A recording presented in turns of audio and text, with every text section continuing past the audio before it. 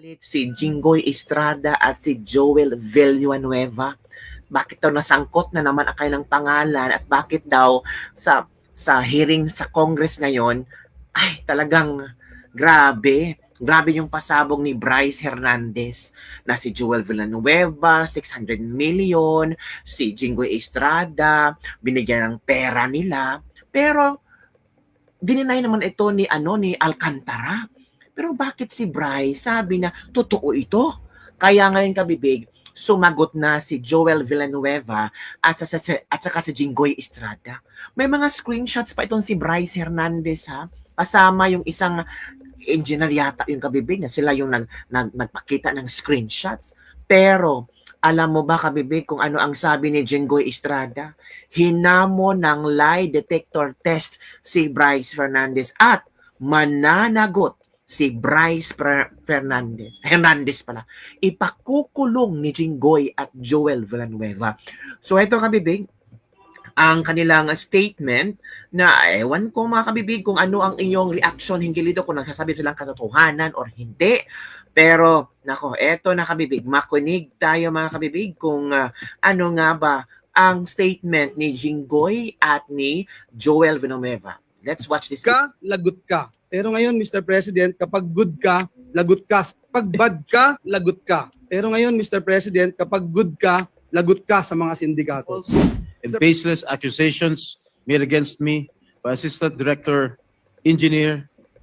District Engineer Bryce Hernandez.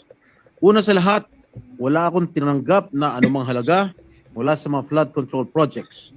Gaya ng mga guni-guni nilang flood control projects, guni-guni rin ang sinasabi niyang 30% commitment ko raw. Pinalaki po ako ng magulang ko na naniniwala ako sa langit at impyerno. Pinalaki po ako ng magulang ko na naniniwala ako that when you die here on earth, you will face your Creator and immediately into judgment. Pinalaki po ako ng magulang ko na sa impyerno, wala pong graduation. Kahit 1 bilyong taon, kahit 1 trilyong taon, pag ikaw ay nagkasala, pag ikaw ay pinarusahan ng Diyos, wala pong graduation doon. I am not merely challenging Mr. Hernandez to take a lie detector test with me. I am demanding that he prove every single allegation he has made in a court of law.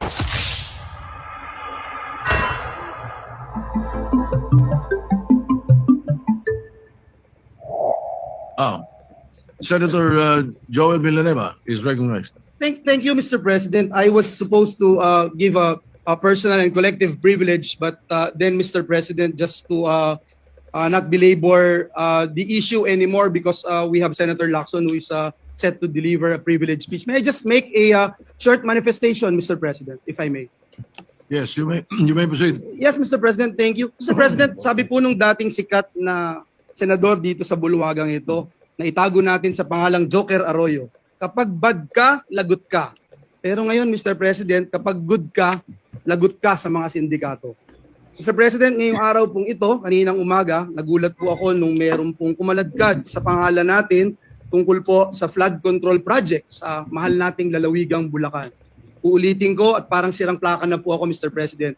Wala po ako kailanman naging flood control project. Hindi ko po sasabihin na I categorically deny this accusation.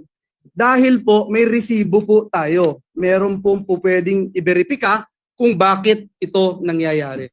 Mr. President, noon pa man tayo ay lumalaban na against this flood control issues, Mr. President. 2023, I'm just not sure, Mr. President, kung ready na po yung staff natin para i-show yung video na since 2023 ay dito po sa mismong bulwagan na ito at sa mga committee hearings, binabanggit na po natin ito.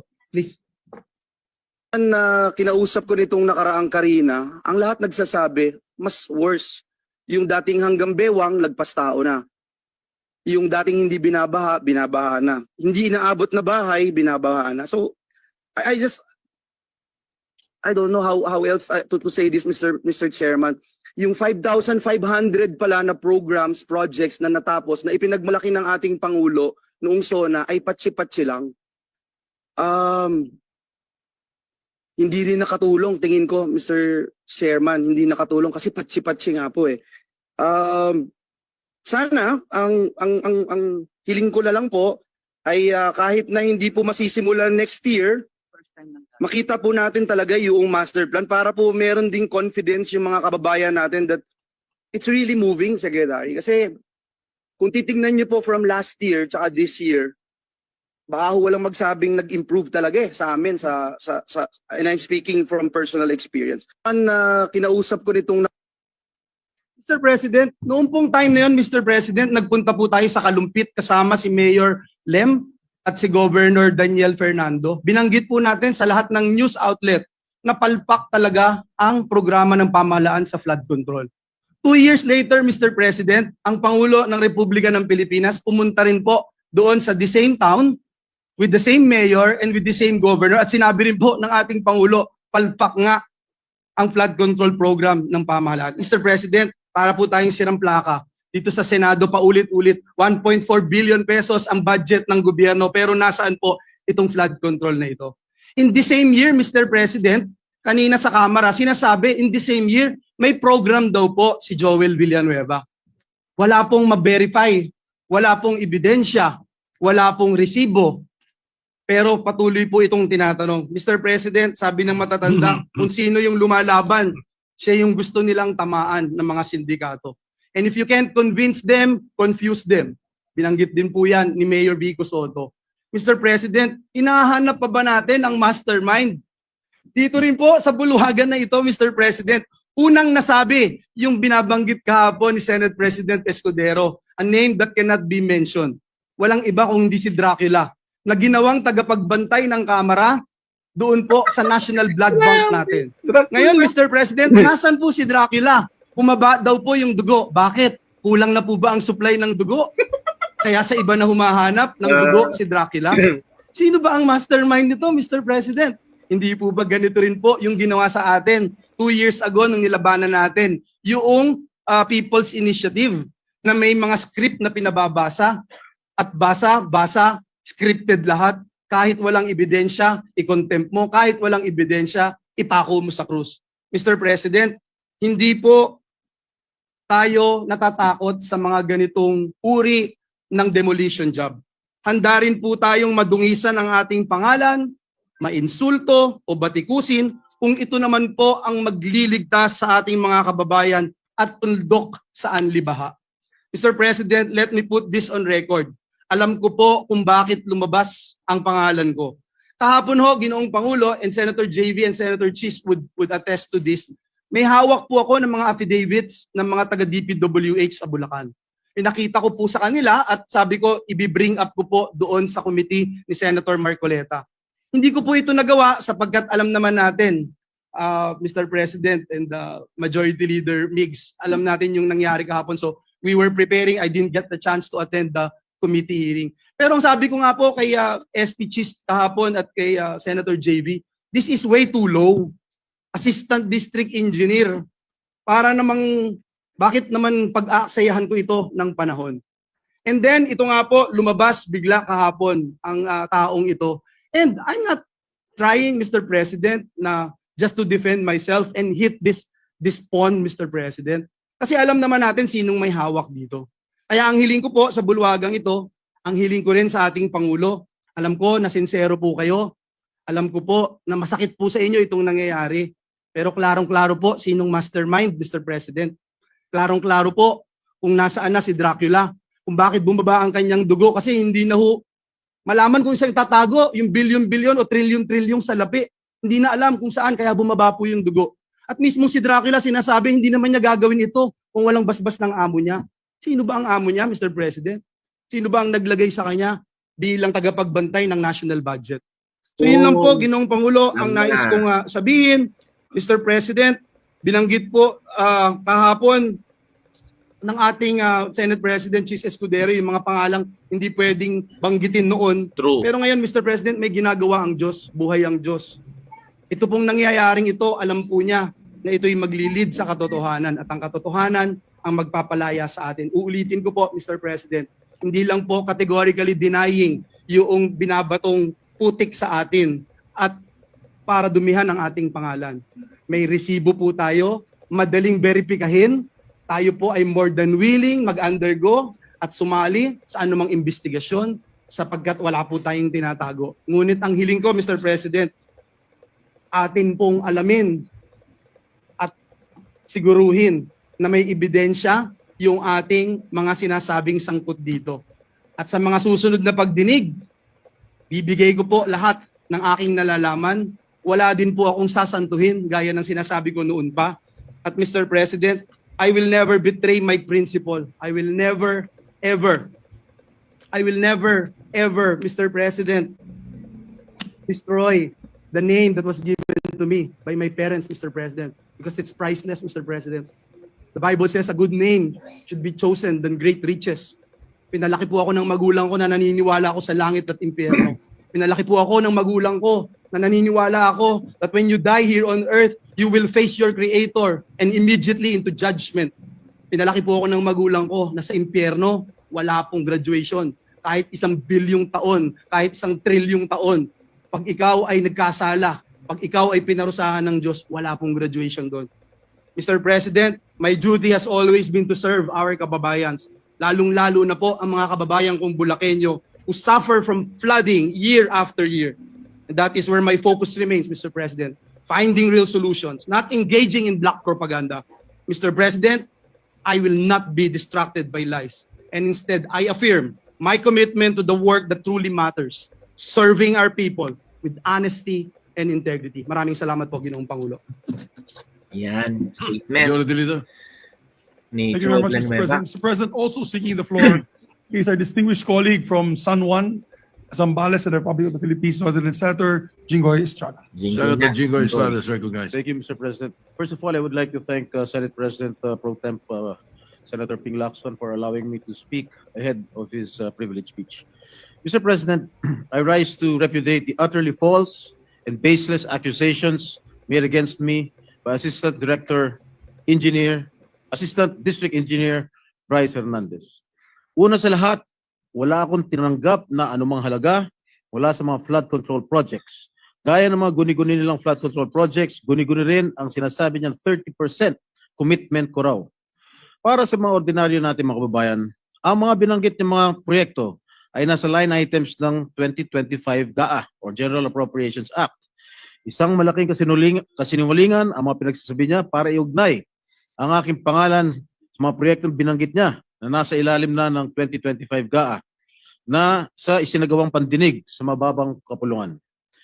Mr. President, these claims are not only malicious. They are blatant lies, clearly intended to mislead the public, Oh. besmirch my name again, and discredit my continued participation in the Senate hearing. Mhm. I am not merely challenging Mr. Hernandez Hala to ka. take a lie detector test with me. I am demanding that he prove every Naka. single allegation he has made in a court of law.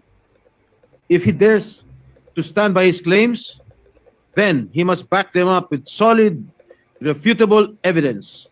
No hearsay, no fabricated narratives, just facts. Mhm. And let the truth come out once and for all. I will not allow this brazen attempt to smear my name to go unanswered. Hala. This will not pass quietly. Beyond the administrative and criminal liabilities he may face, I will ensure that Mr. Hernandez is held accountable for perjury Hala. and made to answer for his deliberate falsehoods before the proper judicial forum. Let this serve as a warning. Lies have consequences, and I will pursue every legal remedy to make sure justice is served. Thank you, Mr. President. Hala, yun na. Bryce Hernandez. Nako, hindi ka talaga tatatanan ni Jinggoy Estrada. Paano yan? Oo. Kanina, nagpa-press con si Jinggoy at kanyang sinabi na wala daw siyang staff na pangalan Bing Hernandez ba yun? O Fernandez ba yun? Sige, hanapin natin ha yung press con ni Senator Jinggoy Estrada. O, ito na. Naku, Bryce Hernandez.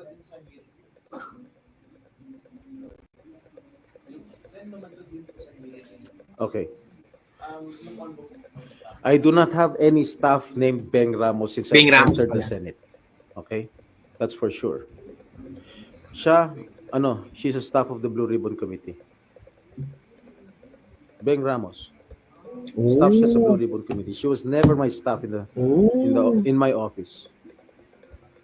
And I never authorized her at kahit sino man Halak. Ginamit lang siguro. I don't know what her intention was. Hala. You can check my records in the Senate. Since 2004, when I first entered the Senate, up to the present, wala akong Beng Ramos na empleyado. Staff. She's not close to me.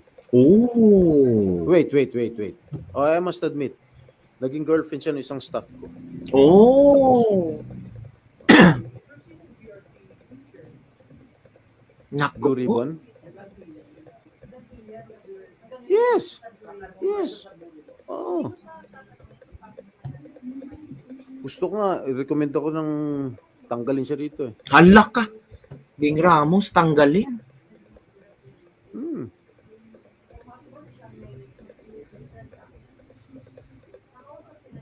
No. Ba't ko siya kakausapin? Siguro I will write a letter to SP Soto. She Yun. claims that she's my staff. Did she claim that she was my staff? Hala ka. Si Bryce. O, kita mo sinungaling yung hayop na yan. Hala. Saan ang proof niya na staff ko yung Beng Ramos? Nuno ng kasinungaling yung hayop na yan.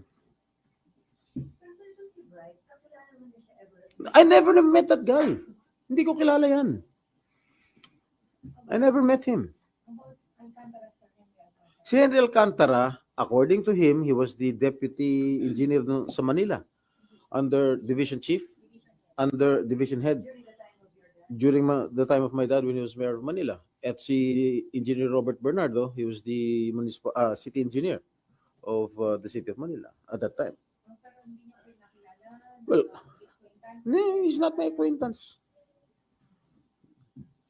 Yung sinasabi ni Bryce na nagpupunta siya sa mga birthday parties ko, may pinakita siyang litrato kasama si Secretary Laguesma.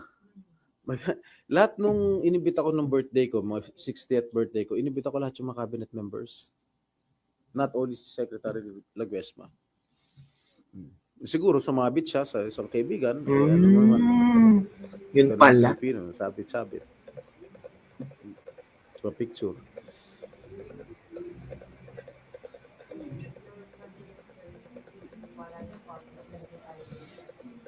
Of course, I'm confident.